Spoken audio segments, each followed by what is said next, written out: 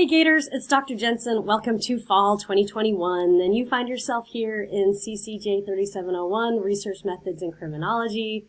You've arrived, you finally have to take this class, you're here, and somehow we will figure out how to do it during a pandemic. So the nice part is this class is asynchronous and online, and you can take it and complete it as you go on your terms when it works for you. So we don't usually all come together at the same time. And I have my videos all in place. You can work when it is convenient for you.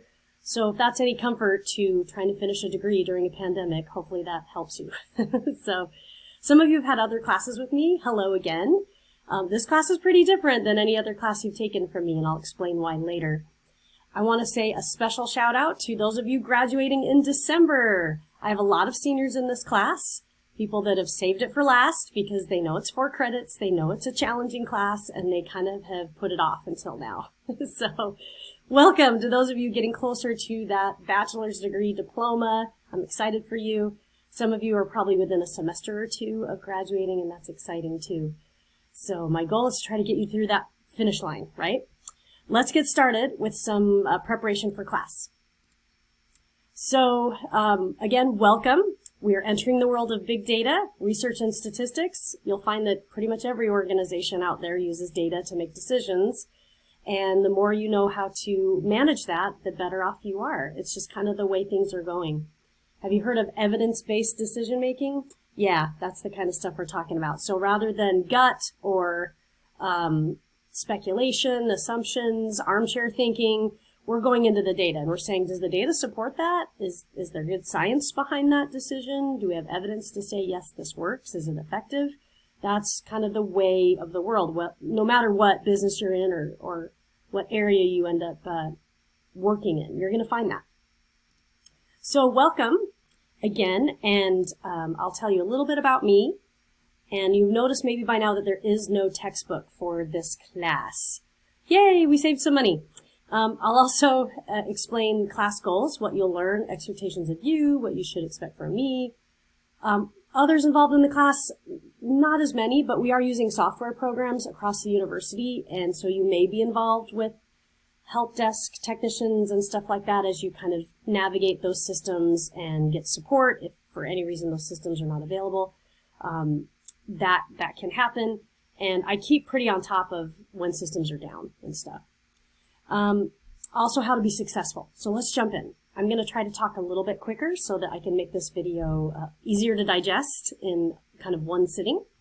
So this is me. Sorry, this is a fluffy picture of me. La la la.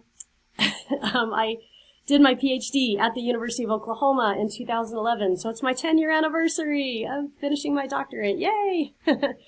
I have 2 master's degrees. One is a Master of Social Work from University of Louisville. The second one is a Master of Liberal Arts from Southern Methodist University in Dallas, Texas. I also did my bachelor's degree there in sociology. So previously I taught at Brigham Young University, or BYU, for about 7 years. I achieved the associate professor rank. Then I gave up tenure and I came to University of Florida for a lot of reasons. I love it here. I love being a Gator. See, I'll show you. Yay! Gators! Sorry, I'll make my screen bigger. See, I promise. I'm a Gator. I love it. It's great. I've been at other places, but so far University of Florida is my favorite. So enough of that.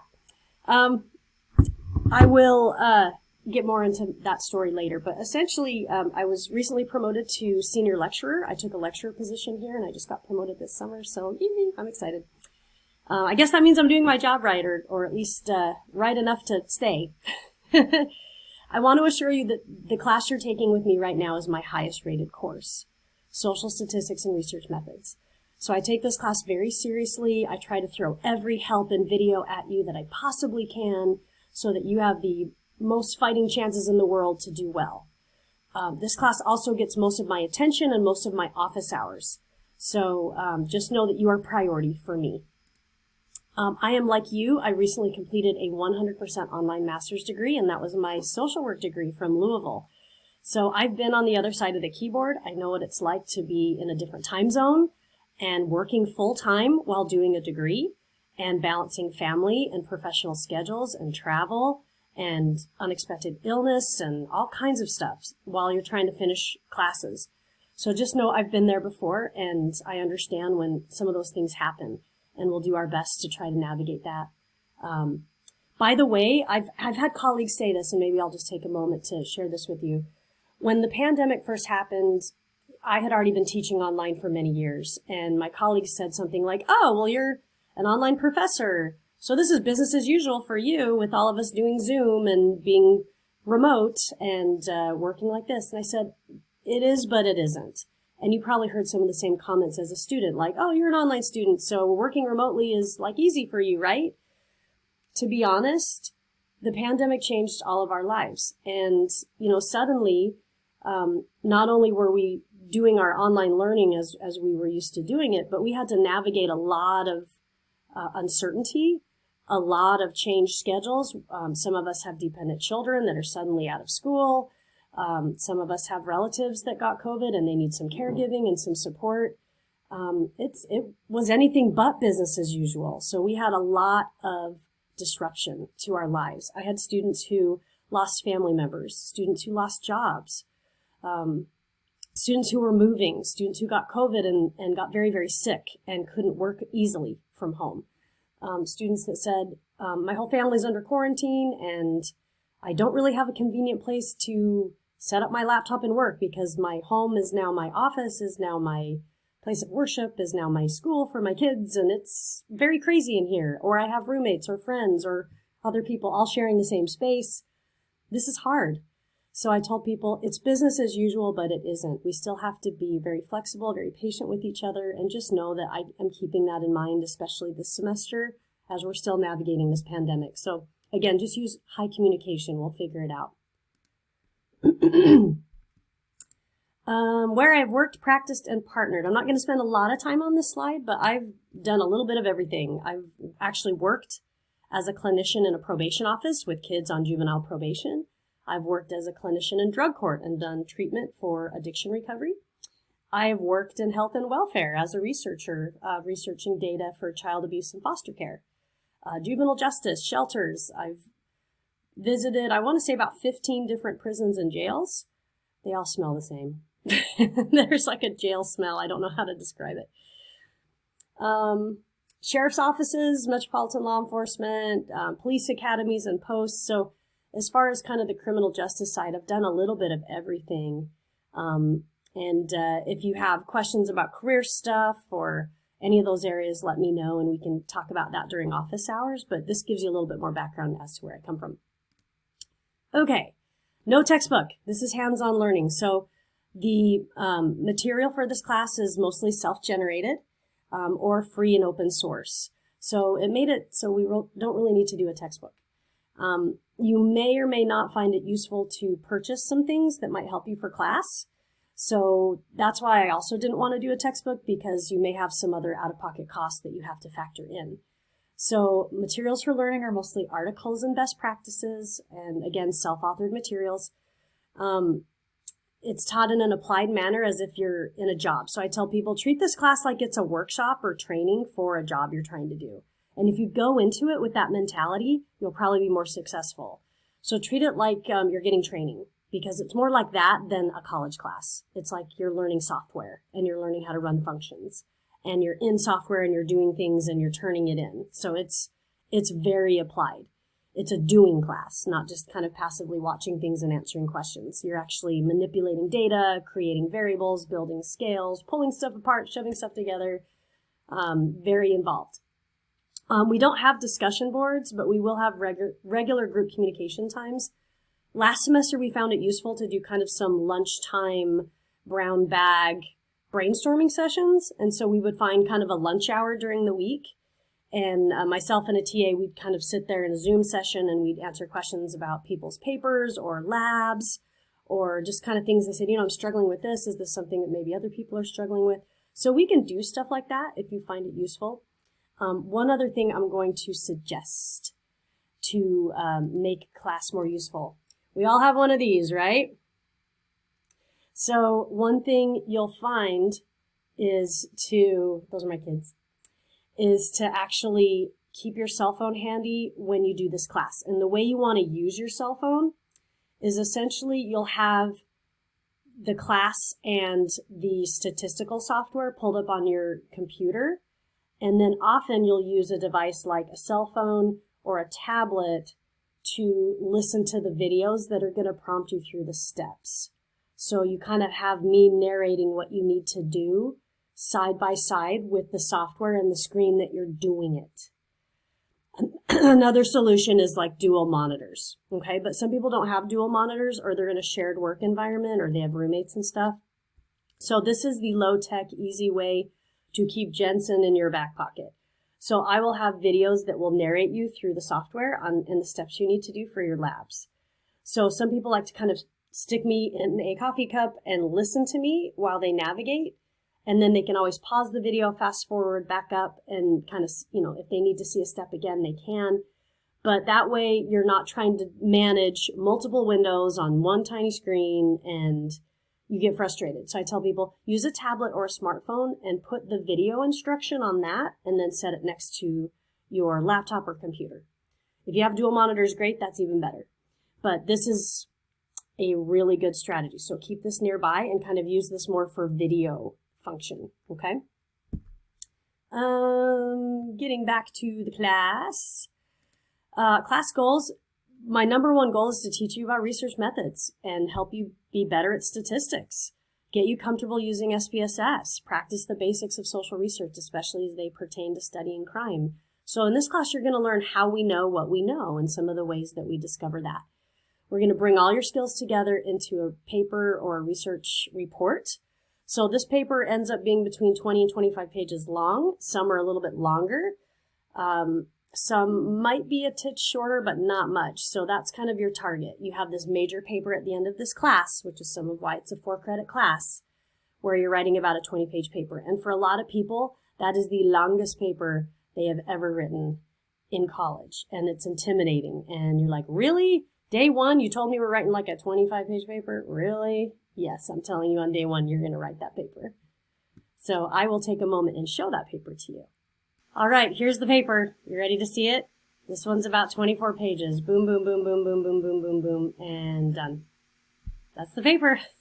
So if we zoom in a little bit, I'll show you some of what it's going to be looking like. And I give you sample papers to look at, so that way you have a sense of what it's about. So you have a title page, you have an abstract page, and then you have a couple pages of what we call a literature review, like what you would find in a journal article with lots of citations. Then eventually you get to a section called theory, where we start to posit why we think this behavior is the way it is and how it works. And we have some more citations in there. Eventually we make some hypotheses or predictions about what we think we're going to find. Then we drop in this little diagram that shows kind of what we're studying in a little roadmap. Okay, so this is one for this particular topic. And so you'll make a little graphic that looks like that. And then eventually you'll do a method section, and a method section says, this is how I'm going to get the answer to my question, and these are the variables I'm going to use. And this is how I organized all those variables. And you describe all that in detail, and you start showing tables of what your variables look like. So you're going to make a couple of tables that show data that you're going to be using. And then eventually you pick up again and you start describing those variables so the reader's very familiar with what you did. And then eventually you start running analyses. This one's a correlation coefficient, and it actually has results in a table. And you write up those results in sentences explaining to the reader what you found out. This last table here is actually a ordinary least squares regression table, where they actually have R squared, they have coefficients, they have significance levels, and you're like, what the heck? What is all this? You will get really good at this, I promise. And then they write up a few paragraphs again, explaining all the different results and what it tells us about the question. And then eventually toward the end of the paper, they start a discussion section. And they kind of unpack everything and kind of share with us, now that we know, what does it mean and how do we use it? After that, we wrap up with a conclusion. And then after the conclusion, we have our references. And that's it. Okay? That's the paper. So, yeah, basically, that's what you're going to be making between now and the end of the semester. So I like showing this to students on the very first day of class. Hey guys, one other thing I want to show you while we're in Word documents is this. So this is basically fall semester right here on the left, and I have all these little boxes. So we do about one module a week. So this week is week 1, next week is week 2, and so forth. So eventually you can see that we start to really wrap up the semester by Thanksgiving, and your paper, that big paper we just showed you, is due on December 12th. I also like to say that on the first day of class. Your big 20-page paper is due on December 12th. Again, it's between 20 to 25 pages. Okay? December 12th. But we use basically the last 6 to 8 weeks of class to write drafts of it and write sections, and we write as you go.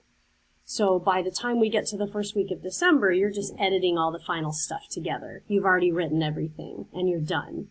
So I always appreciated classes that let me work on big projects a little bit each week along the way, so that then I could turn in a really good project at the end. That's what we do in this class too. It would be really hard to just write a long paper like this the night before. In fact, it's frankly impossible. You won't be able to do it. Not with the kind of stuff that goes in this paper. I've had many students try, and everybody's failed. So don't even try it. Okay? You have to write this a little bit as you go. It's just one of those kind of papers. It's got lots of moving parts to it. But again, I help you along the way. Yay! So again, that's the research paper report. And then here, you do need to use SPSS software. And there is a free version that you can use from the university. And I'll show you how to access that in a moment. Please be patient. Pardon our dust. I tinker with all my classes a little bit. And sometimes I forget something, or a link's broken, or I forgot to change a date, and I try to stay on top of that, but sometimes I miss something. So just be patient, and sometimes my classes can be an active construction site. So I just ask you that if you find things that are confusing or don't work, just let me know, and it's probably something I missed. And again, I try to get on top of it, but I'm not perfect. Be very hands-on and active, communicate often and early for help. Keep in mind, as a 4-credit class, you're going to be spending your time on preparation on skills, practice labs, and your final paper. And so most students will spend between 12 and 16 hours a week on just this class. This class can be about 40% of your schedule. It can be a lot. We try to keep the workload pretty steady, but it's still a lot. So carve that time out now. I've also found that, especially as an online student, to keep a regular day and time that you do this class. So if you always do this class on your lunch break, keep that schedule. Maybe this class is something you do every Thursday night, or maybe Saturday is your day to get your class stuff done. I don't know. Just be consistent and make sure you build in some alternate dates, because life's going to happen and it's going to pull you in all these directions and you might not have time to get to your class. The saddest thing is I see students skipping modules, not watching videos, and then getting completely lost in this class. And it's very hard to recover. So I tell students on the first day, watch every video.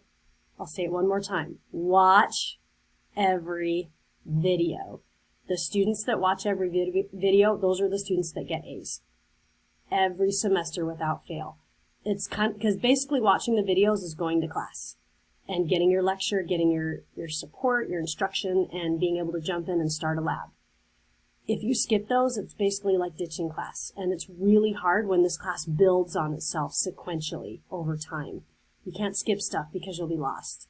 So if you do find yourself behind, which happens to all of us, pick up where you left off. Don't surge ahead, don't skip anything, because you're going to get lost. This class also meets the UF Gordon rule, which means you have to accomplish 24,000 words of research and writing during your career at UF. You're not going to do 24,000 words in my class. You'll probably do about 8,000. But this is one of the courses that helps you accomplish that requirement. So this is a class that has extra degree requirements attached to it, and that's, again, why it's so important.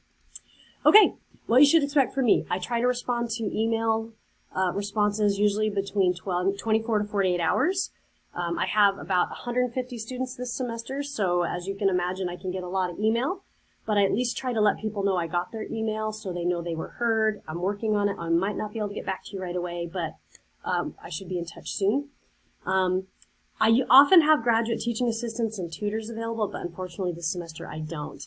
So if that does become available later, which it might, I will let you know and I'll send out a class announcement. I am available for phone calls. Yes, you can call me. I have a Google Voice number and you can say, Jensen, I'm lost and I'm stuck on this lab and I need some help. So I keep virtual office hours from 9 to noon. It's kind of closer to 10 to 1 for the most part, because I learned that 9 to noon works for most people, but some people really want help during their lunch hour. And so 12 to 1 is more available than if I ended it at 12. I'm still usually available at 9. But, yeah, generally speaking, you can catch me between 10 and 1. If you have to call me at night, you can call me at night. I will pick up if I can. Or you can kind of email me ahead of time. Hey, I'm working through some stuff. I really need some of your time. Could you touch base with me Saturday morning? Yes, again, as long as I'm available. But I'm willing to go out of the box, out of the office, because I know most students that are UF Online students work full-time, and it's hard to carve out time to do stuff with your professor during the workday. I get that. Some of you guys work night shifts. Some of you guys work weekends. So, you know, I'm as flexible as I can be, but don't be afraid to call me. I have plenty of students that actually just call me during the semester. And don't be afraid to call. That's why that number is there. It's for you. You can call me, and sometimes we have to talk through something you're working on to figure it out, and that's okay. I'm here to provide you reassurance when you make mistakes. It's how we learn. You will definitely recode something wrong. You will lose a variable. You will have an assignment that is just awful. It's going to happen in class, but that's why you're here. And the important thing is to learn from it and move on. So just rounding things out, we're using the free SPSS statistical package for the social sciences. That's actually what SPSS stands for. And you can use the free version on apps.ufl.edu. They've kind of parked the login page in a new place from last semester. So you go to login.apps.ufl.edu. Because if you go straight to apps.ufl.edu, it kind of, you go to like a general website now. You can still figure out how to get to the login page, but it's just an extra step. So once you get to this page, I'll show you here. We'll go to login.apps.ufl.edu. So we get to that page. Often you're prompted to do something with the Citrix receiver, if you've ever been on this page before. The Citrix receiver is kind of like a virtual host. So it's supposed to make the software performance a little bit better because you're basically using software installed on a server on campus and you're using it through a virtual portal. You can use the light version of Citrix or you can use the main version, that's fine. But you're going to log in with your GatorLink credentials. Of course, you have to do your authentication with Duo. By the way, Stanford also uses Duo, not just us. Yes, I know it's obnoxious. I authenticated. So now I'm jumping into apps. So when the apps appear, you usually get a screen that looks like this, and it's all kinds of software programs that we use for all kinds of classes on campus. Okay. What I like to do, rather than navigate through all of that, is I just go to the search bar and I type in SPSS, and then you can actually add it as a favorite. So it comes up on your dashboard, and you can access it regularly. So you'll go to SPSS, and it's going to start to launch. You may kind of be prompted through some other installs, again, to get that Citrix workspace going. I will tell you, SPSS is kind of a RAM hog. It takes a lot of memory to launch and open. It's been that way since the 80s, and it just bugs me. But be patient as it loads. So some people are like, okay, this is the time where I take a little nap. But yeah, it's going to take a few minutes to load. So if that's part of your time and you're freaking out because it's not loading, just give it a few more moments. This tends to do better on Chrome and Firefox, to be honest. But in any case, yeah, it does take a little while. We'll come back to this in a minute. But it'll launch SPSS, and in some other videos I give you a little tour of the software and what it looks like. Some of you were probably in SPSS for an earlier statistics class too. but we'll let this load and I'll continue forward. But that's essentially apps.ufl.edu, and you just use your Gator login credentials to access that. You can also buy a license of SPSS. It is not required for class at all. You do not have to buy it, but some people are like, I don't want to use the university version. Like, I just want my own copy. You can get it for Windows or Mac, and you have to make sure you select the right kind, so I'll show that to you briefly. Oh, closed session. You'll see this happen too, right? Can't open the software. And sometimes it's just cranky. Let's try this. Come on, open, open, open. But if you want to buy this and just load it on your computer, you go to a website called On the Hub. Okay, so I'll show you the slide one more time. onthehub.com. Basically, it's a software vendor for educational institutions like universities. So you go to onthehub.com, and if you want to buy it, you go here, and you can buy all different kinds of software for your computer, and it's downloads that are at an educational price. So SPSS is a very common one that a lot of people buy, and it's a lot cheaper to buy it here than any place else. I've searched, I've looked. So if you want, actually they have version 28, pretty cool. You can use version 26, version 27, version 28. I even had some students use version 18, and it's fine. But yeah, you would click on SPSS, and then once you get in here, you would want to make sure you select what one you want. For Windows and Mac, you can rent the software and install it locally to your hard drive. They have a 12-month rental and a 6-month rental usually. Okay? You just have to make sure you're buying the right one. You only need the 6-month because, I mean, that's perfect for the length of class. And you need to get the standard grad pack. That is important. Do not get the base. Get the standard grad pack because that will have the full menu of functions we're going to use in class. Okay? And then you add it to your cart. It'll prompt you through your downloading instructions, and basically you can just open SPSS on your computer when you're ready to work. So you would want the standard grad pack. And again, you can choose which operating system you want. Okay? Still waiting on SPSS. It says it's connecting. So again, be patient. That's why, again, some people like to buy it because they don't want to mess around with the campus servers and stuff. One other thing to keep in mind, if you use the VPN for University of Florida, that slows things down sometimes rather than speeds things up because it kind of controls the traffic.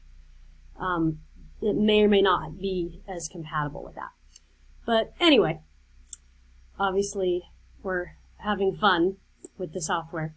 So, but yeah, I'll show you in your tour of SPSS. You'll get to see what it looks like. And in all the labs, I actually use the free version. So you can see what it would look like on your computer if you used it. It's a little busy today, again, probably because it's beginning of the semester. So we'll just skip this for now. But it'll load SPSS on this screen, and then I show you some tips on how to use it. Okay, so I showed you where to go to University of Florida's version of SPSS and also where to buy it. So the free version works fine. Again, I know it's kind of acting up a little bit right now, but most students just go with the free version and they do just fine. So don't feel like you have to buy it. How to be successful. Treat this class like a capstone and a training course for your criminology career, kind of like a job workshop. Treat it like that and you'll do really well. I also encourage students to buy a spiral-bound notebook just so that they can do some jotting because you're going to be in so many screens. You're going to be in code books. You're going to have to capture information. And sometimes a Post-it note just doesn't do it. And it's just easier to keep notes in a spiral-bound notebook so that you can look at where you left off. Again, because there's so many details you have to keep track of. And having a pencil and a paper handy to quickly write down a few things is really, really helpful. So these are your notes, and you're not going to be working on this stuff every day, and you're not going to remember where you left off. So spiral-bound notebook for this class is helpful. Dedicate time each week, like we talked about.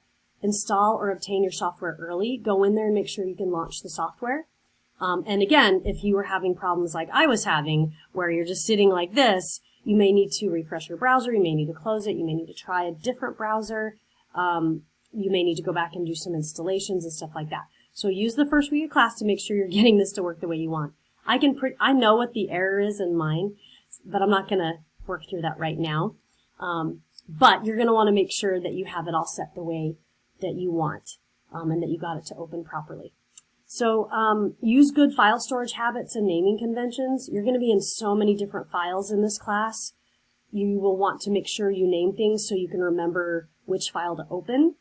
You will not save things to where they live on the UF servers, because those servers get wiped every night. So I tell you where a permanent file storage place is for you that you get to keep throughout the whole semester, your whole career. So just keep that in mind. Don't save to where you're at when you're on the virtual servers, because you'll lose it tomorrow. And so if you made variables and you go try to find them the next day, they will be gone. But I'll prompt you through where to save your stuff. You can do half the lab and come back and finish it the next day. So you don't have to do it all in one sitting either. That might not be reasonable for the amount of stuff you're doing in the lab. Be really honest about what works, what doesn't, what's confusing, and I'll do my best to try to help. Okay, so I wanted to wrap up the video just showing you, I actually tried this in Chrome, and I did some more system installations, and it was able to launch SPSS really well. So this is SPSS being hosted on the University of Florida servers, okay?